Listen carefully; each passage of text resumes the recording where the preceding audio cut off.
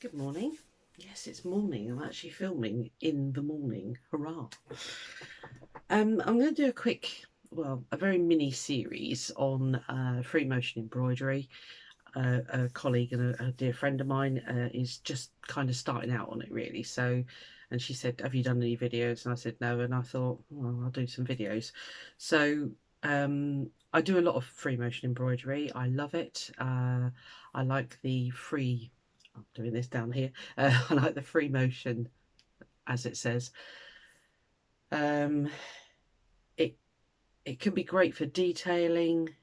It can be great for picking out a design on a piece of fabric, and you can make some lovely pictures doing it as well.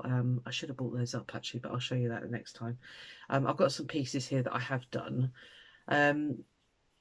Now, for a lot of people, free motion embroidery is the intense, almost like filling in a picture type embroidery. It doesn't have to be that. I'm going to show you this piece. It's very bright, so do excuse. But this was a print. Let me hold it back here. So it was a piece of printed fabric. I'm going to turn it into a bag, which is why I'm doing this now before I turn it into a bag. And all I did was follow, I don't know if you can see actually, I followed the outline of the big flower. I did some free motion doodling in here. And that is literally just sort of going round and round. I think they call it pebbles, this one. Anyway, I just kind of made up designs in the blank spaces. I really wanted it to be almost look like it's quilted. I went in here with it's picking it up, a really nice shiny thread. A challenge. Shiny threads are a nightmare. They break so easy, especially when you're doing free motion, because you do it quite fast and it puts it under a lot of tension. So you do have to have a bit of patience with it, unfortunately. But the effect is lovely. So yeah, so as I say, with a bold print, I just followed the lines. Now, the thing you must do, and I've learnt this by trial and error, and by big mistakes as well, is you must back your fabric. This is backed onto a piece of thread, oh god, felt. Just the the cheapy stuff. You do not have to buy the expensive wool felt for this. It does feel lovely with wool felt. I'm not going to say it doesn't, but for this you do not have to. So you need to back it with something quite substantial.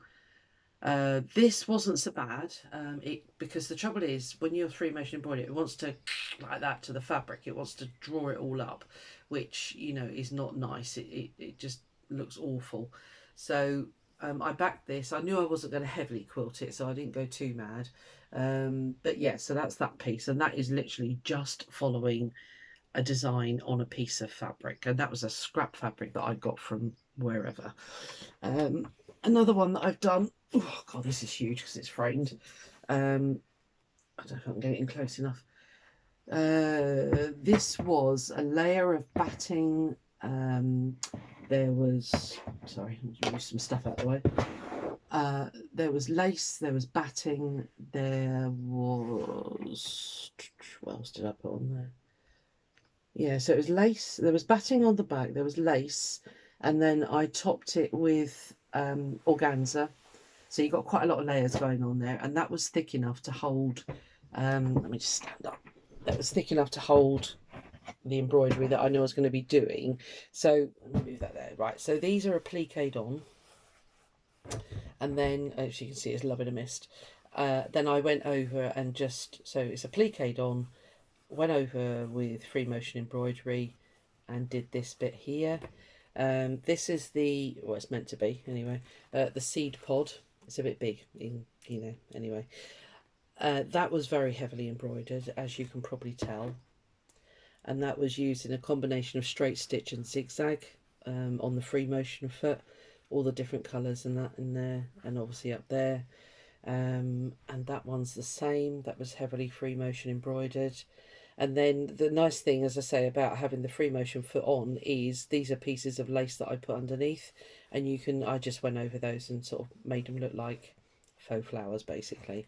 And the same down the bottom here. Heavily machine embroidered all up here, and these twirly bit. And this is what's nice about the free motion. You can just zoom off and do a quirly whirly and then come back in, and yeah, so you can just do all that, and it's just so free. It's lovely. All right, so that is the beauty and the fun of free motion embroidery. Let me put this monster down. So my advice is to either back it with a fusible interlining like you'd use for clothing, but go for a fairly heavy one. It depends what you're making with it at the end of the day. If it's a piece of clothing, you don't want to go too heavy. So it's a case of just playing around with what you got. The other thing to do, if you're doing it on, let's say you're doing it on the front of a shirt or something, and you would need to back it still with some interfacing. But if you use an embroidery hoop and trap the fabric in there and get it nice and taut, it stops that puckering. The puckering looks awful. I don't think I've got a bit with it on.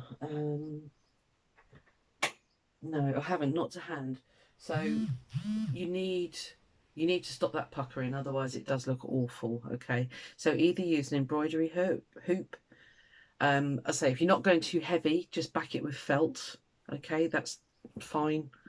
If you are going to go heavy, as I say, the big picture had 3, maybe 4 layers of fabric on it that I used to make the background, obviously, and then there was also a 5th layer with the applique pieces, so you know it had enough that it wouldn't pucker.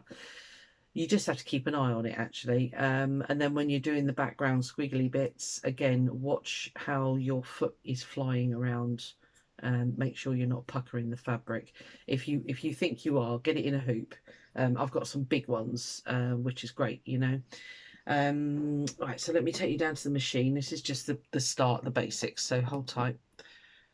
I'm just going to show you the various feet you can get. So you don't have to have a foot. Let me just get you there. Okay, so these are some of the feet that I've got. There's one that's called an open toe. And the thing with these feet is, let me take my glasses off, I can't see what I'm doing.